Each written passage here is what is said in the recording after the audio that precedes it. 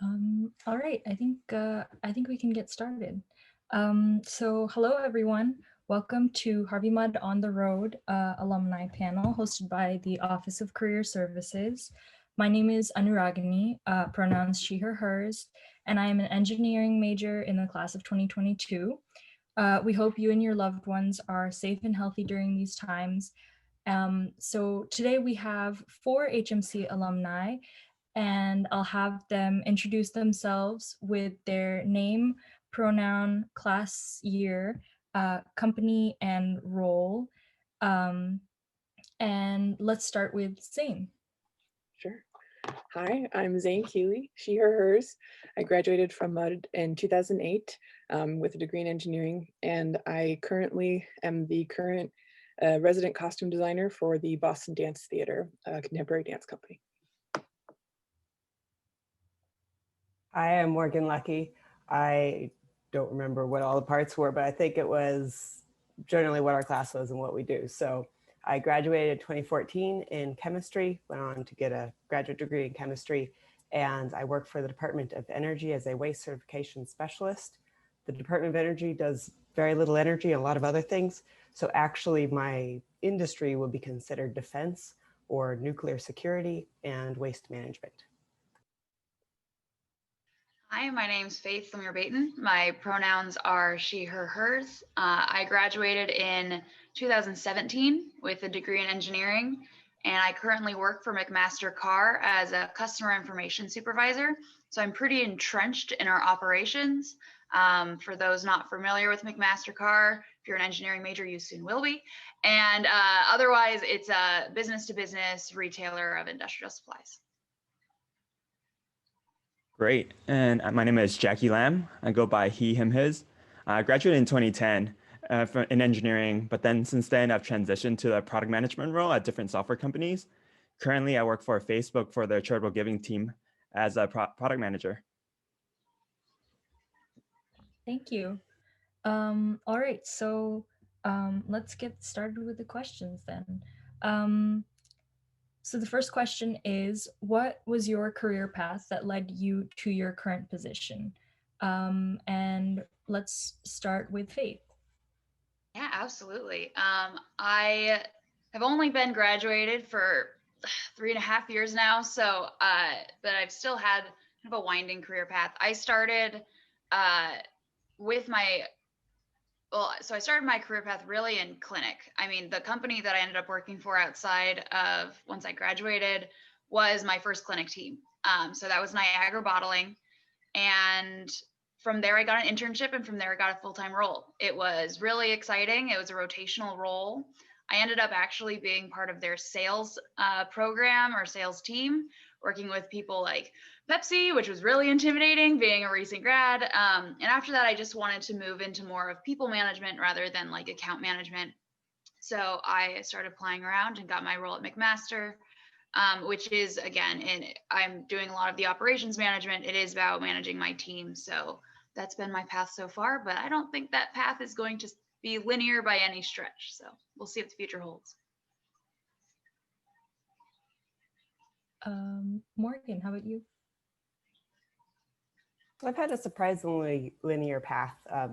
Coming into MUD, I wanted to work on alternative energies or greenhouse gas-free energies, and I thought nuclear energy was the way to go. So I spent all of my hums researching energy policy, specifically nuclear energy, that include my language classes at Pomona and history classes at Pitzer. Everything was about energy. And so by the time I graduated, I was certain I had figured out what the issue was with the industry and went into grad school in that field, which is radiochemistry or separation science. And in academia and in the national labs, if you decide to go into research, you'll find that generally researchers have a particular focus that they continue to research for many decades. And the way that they write grants may change. The language that they use to sell their ideas will change based on whatever is in vogue for funding that year. So what I thought the research was attempting to correct wasn't exactly accurate, because the research that I was working on was more fundamental science, but it was funded based on this idea that waste was the big issue with nuclear. And so after 3 years of grad school, I came to accept that it's not quite a con, but the issue with nuclear waste wasn't with the technology, but rather the policy. So I went to work for the federal government with the Department of Energy, initially the National Nuclear Security Administration, working in R&D and waste management. And now I work for the Carlsbad Field Office Waste Isolation Pilot Plant, working exclusively on radioactive waste.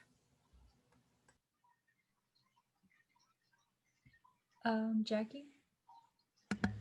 Sure. My career path was probably not linear, the opposite linear. I think like throughout my career, I kind of transitioned from different industries and even different roles. I think I graduated Harvey Mudd in engineering, but like I was never an engineer.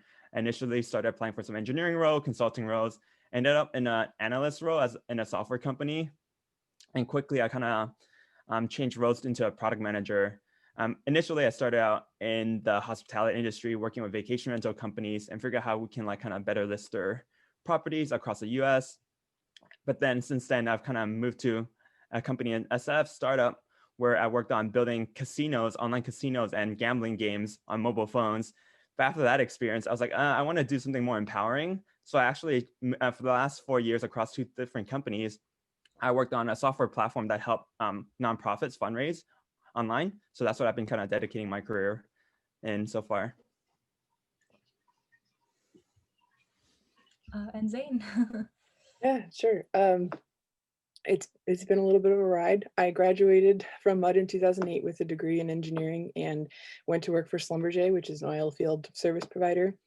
So they work in oil and gas, providing technology and people to rigs. I worked for them for 5 years overseas, first in Norway and then in Thailand. I transitioned to a recruiter role, so hiring the people who did that work, based in Texas. And I traveled to campuses all over the US, got to meet some great kids. And then transitioned from that role, still with the same company, to a technical help desk working on neutron and gamma ray detectors for these tools that we send underground to drill for oil and tell us about the ground we're drilling through. And then that facility closed in 2006. And rather than return to my previous role as a recruiter, I decided to take that opportunity to redirect my career. So I applied to graduate schools to study costume design, which is something I have long been very interested in. I actually took costume design at Pomona while I was at Mudd. I did costume work for the ballroom dance team that I was a part of, and the French theater class that I took. It's a long journey, but it made sense in my head. So I applied to schools and started a MFA, a Master of Fine Arts in Costume Design in 2017. And I finished just this May in the midst of our pandemic. And during that time I was at Boston University, I met a choreographer named Jessie Stinnett, who I really enjoyed collaborating with, and I'm currently the resident designer for her company. And our most recent work together was for a piece about climate change, where she worked with Dr. Larry Pratt, who's a climate scientist in the Boston area. So that's sort of where I'm at now. Thank you.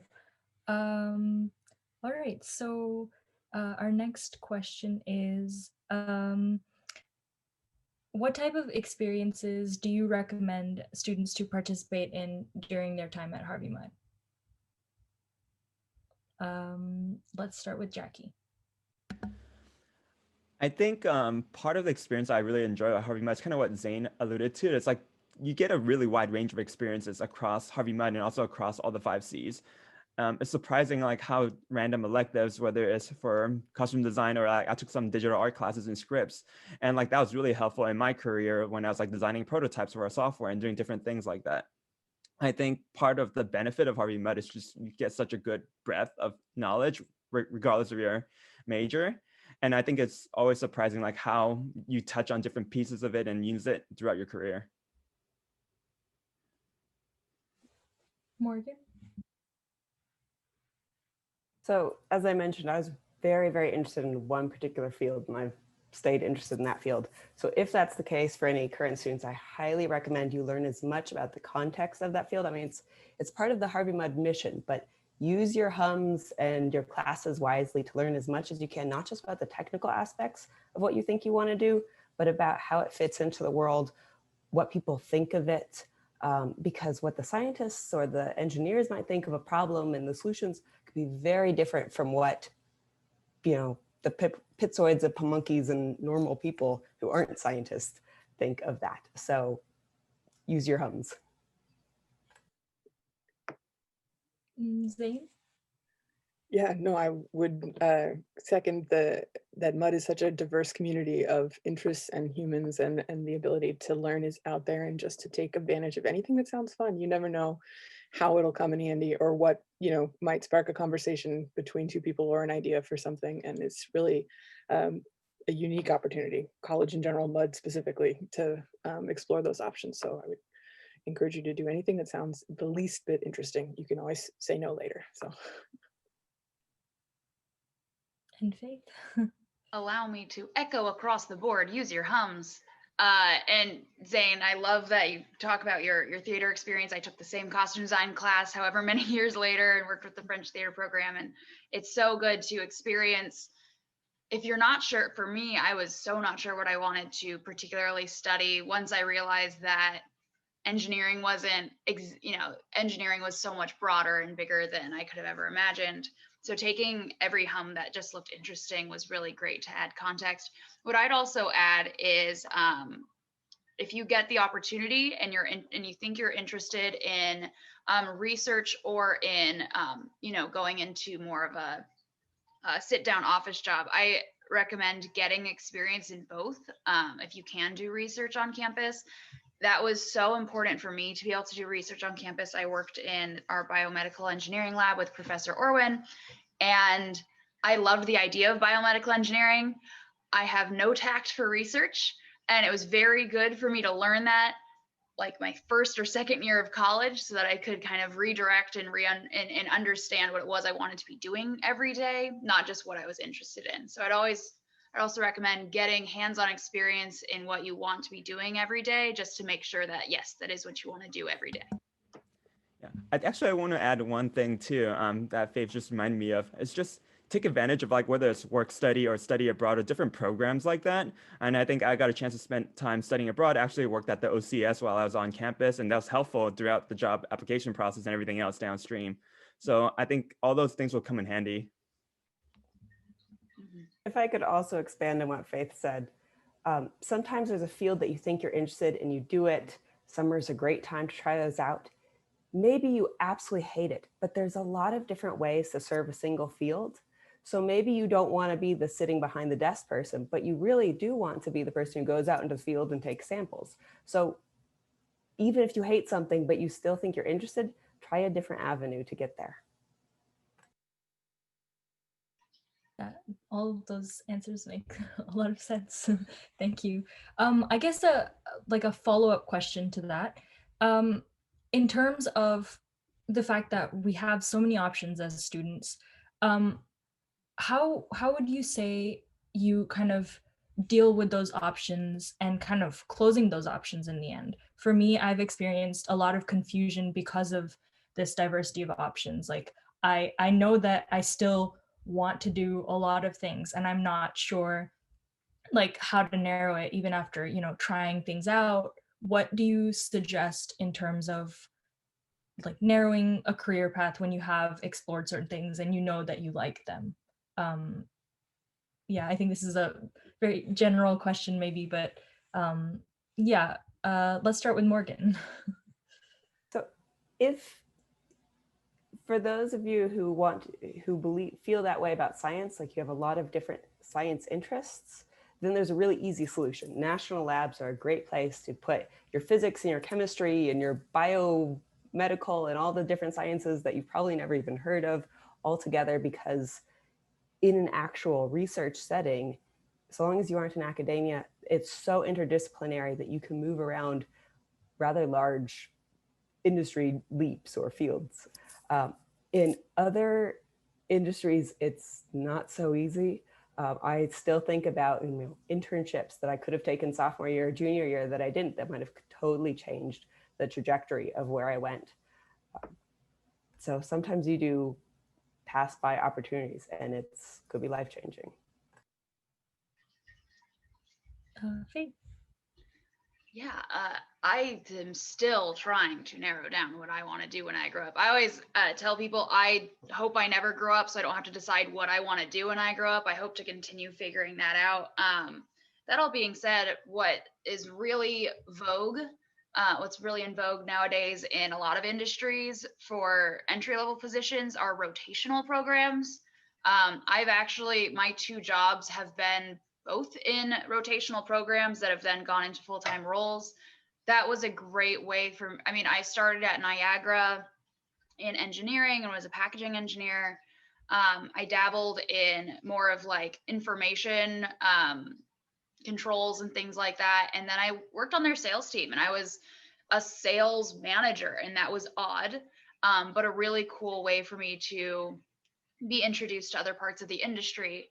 And then then I changed roles, and it happened to be another rotational role, and I got to work in HR. I got to talk about onboarding and retention, and now I'm working with another great team where I'm learning a lot about customer service and how to provide good customer outcomes and things along those lines. So if you're not sure and you're going into more of an industry where they offer those rotational programs, I highly recommend looking into them. Zane? Yeah, so I have 2 general suggestions for people trying to narrow things down. First is make a list of priorities and don't have it be anything to do with the subject matter. Have it be about what you want to do with your life, how you want to spend your time during your work day, right? There's plenty of other things that you can do with your time, but like what's important to you? Is it that you sit in a place that has a lot of good light? Is it that you work with colleagues who are friends? Is it that you are close to your, like whatever it is, like give yourself 2 or 3 big priorities for this is how I want to spend my days. And then the second piece is if you take nothing else from this, you will have 3 to 10 to 15 different careers in your life. So you don't have to pick, you know what I mean? So pick something for now. And yes, you will have to pass up on other opportunities to do that, but there's always a chance to try something else. And there will be new fields we don't even know about in 10 years. So, it's not worth committing for the rest of your life. Pick something that sounds good now, and there's plenty of opportunity to change later. Yeah, I want to add to that a little bit. I just want to second that because your next role is probably not going to be your last role. And I think it's just really focus on what interests you and what kind of excites you. And I think it's an evolving process. What I thought I wanted to do when I first graduated is very different than what I care about today. And I think it's just kind of take it one step at a time. And know that there's multiple great roles for you straight out of school too. There's not like one is always better than the other. They can both be just as good. You might be pursuing different interests of yours. And I think that's completely okay. And I just be mindful of that. Thank you. All right. So next question is, what skills, whether they be STEM translatable, soft skills, any kind of skills, do you value, do you believe employers value, and that you kind of would emphasize or want students to emphasize in their Harvey Mudd experience? Let's start with Zane. Yeah, sure. So I think you come to Mudd because you have a passion for learning and you want to continue to learn, and that's great because that's never gonna be out of style, right? You always count on being able to learn something new. I've also found that Mudd's approach to like collaborative work and an iterative design process is true regardless of what you're using it for, including costume design. And I think specific skills, I've really enjoyed, any sort of coding or software exposure that I got at Mudd, which was, back when it was still pretty unusual to get that depth of knowledge. So that's been really useful. And sort of the network of people, which isn't necessarily a skill, but the connections with people with different interests and who are also passionate about what they do and who are eager to help you expand your knowledge or give you a different perspective on what you've been learning is something that I value, and I think you get from your Mudd experience. Morgan. Right, the first #1 skill I'd recommend isn't quite a skill, but just being pleasant. I quite overlooked just being easy to work with, being optimistic even when a project is falling apart means a lot to the morale of a team. And if you can be that person who holds people up, or at least doesn't bring everyone down in a project, you are much more likely to be picked for other opportunities and roles in your company. Or when people leave, they might say, hey, I remember that person. I loved working with them. They might not even realize why they loved working with you. It's just important to be that likable person so that other people want you to work for them or with them. Jackie? Oh, you're muted, I think. Oh, there we go. I like to call on that learning piece because I was able to transition across multiple industries multiple times throughout my career. And I think that's the ability that MUD has really taught me, that whether you're learning an upper direct elective or learning a different discipline, like you can learn something challenging and be able to take it head on. I think it's something that employers really value, because a lot of times they don't expect the new grad to know everything like straight out of school, and they seeing the potential that you might have, like that you're able to pick up new skills, learn new things. That's really valuable, and especially if you can have a pleasant attitude and not be afraid of that challenge. It's something employers will really value. And Faye? Yeah, I'd piggyback off of the learning aspect. I think willingness to learn, but not just willingness, but eagerness to learn, but also being adaptable and flexible. I think nowadays, and what I learned in my brief stint in HR as well, is that a lot of companies who are hiring wisely are hiring a person, not a skill set. So they want to know, okay, I'm hiring this person. Maybe I'm hiring this person to be a supervisor at doing something specific, or a researcher doing something specific, but I want them to be able to do something else next year, or maybe do a couple different things in this following year. So I would say the pleasantness comes into play here, being eager and excited about new opportunities, and being willing to learn and excited to learn, and being flexible and adaptable when things change. If you're really excited about one opportunity, but then your manager comes to you and is like, I think we have something else you might like a little better, or this project is, more important for our company, etc. Take it with an open mind, appreciate every opportunity that comes your way, because you might find something else that you really enjoy doing.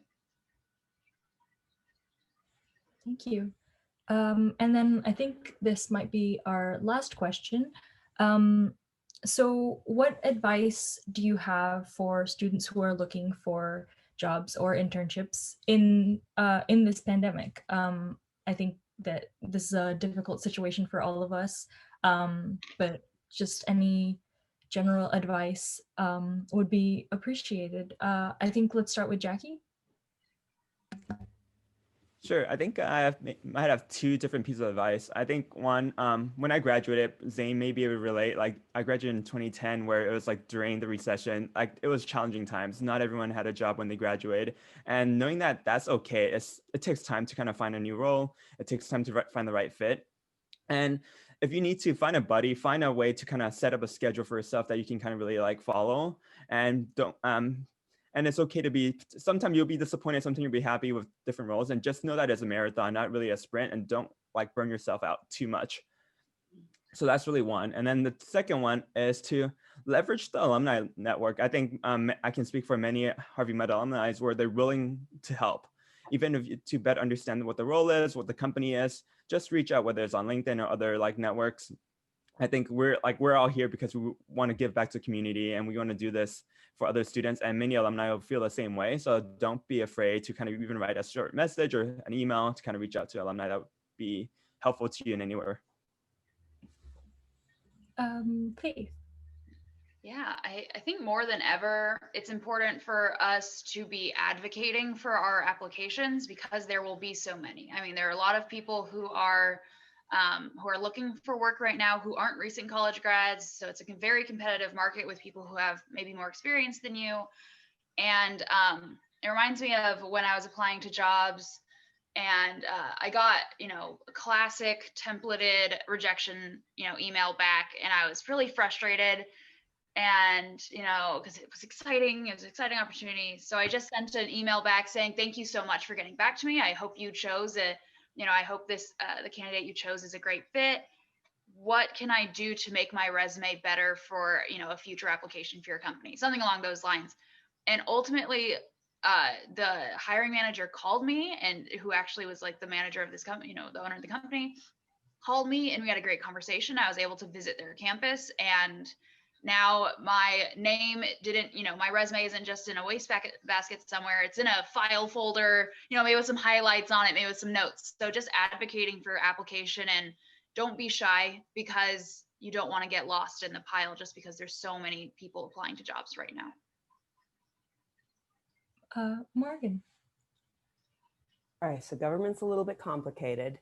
There are hiring restrictions that are, you know, constitutional hiring restrictions. In my particular agency, the Department of Energy, there is a separate hiring stream for people with masters and doctorates. And in fact, most of the people I know and myself were able to get in because we had that, because it's so difficult. With government hiring, priority first goes to veterans. So that's military with a certain number of active service years, not just military service, but like veteran status. And then people with a certain number of decades of experience, prior government work, then I think people with military experience. By the time you get down to recent college grad, you're like 10th in a series of people. So it's very, very difficult to just get in by applying. Ways around that are, if you want to work at a national lab, or work at a national lab and then jump into government, you can get in through normal research opportunities, you know, internships, fellowships, calling a PI and say, hey, I thought this paper was pretty cool. Can I come work for you? Getting into government, if you want to go directly into government, especially in security fields, I recommend fellowships. There are a lot of 1-year and 2-year fellowships, internships. You can always call your state rep, your local rep, your senators and say, I live in your state, please hire me. Sometimes it works, sometimes it doesn't. Depends on how well you write that letter. And I unfortunately can't provide you very good advice on that. And Zane. Yeah, no, I think these are all awesome strategies. And I would definitely iterate that reach out to people, even if you only know their name or the organization that they're from. If they provide an email address, go ahead and use it. You might send 50 emails and get 1 response, but that could lead somewhere. You never know.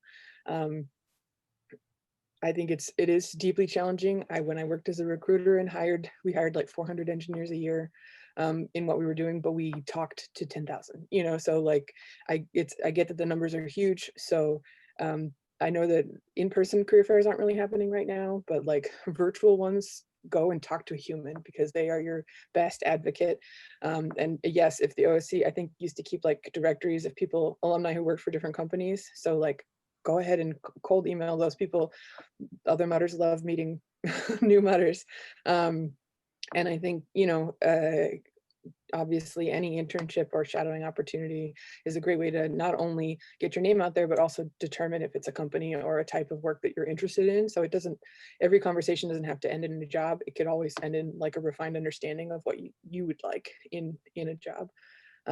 And don't be afraid to leverage broader networks. So like, you don't have to talk to another engineer to find engineering work, right? Your next door neighbor might have a cousin who's an engineer who does something that you like. So that tends to be how people find new people. So. Thank you all for your answers to all these questions. I think now we'll move to the networking session, and the link should be in an email, also in the Zoom chat.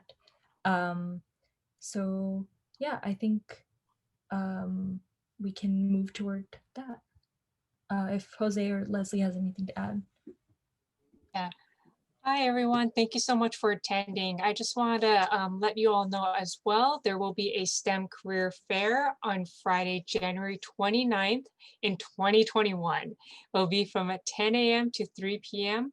Pacific Standard Time, along with the schools attending will be Caltech and all the 5 Cs, and it is in Handshake. So just want to let you all know. Thank you.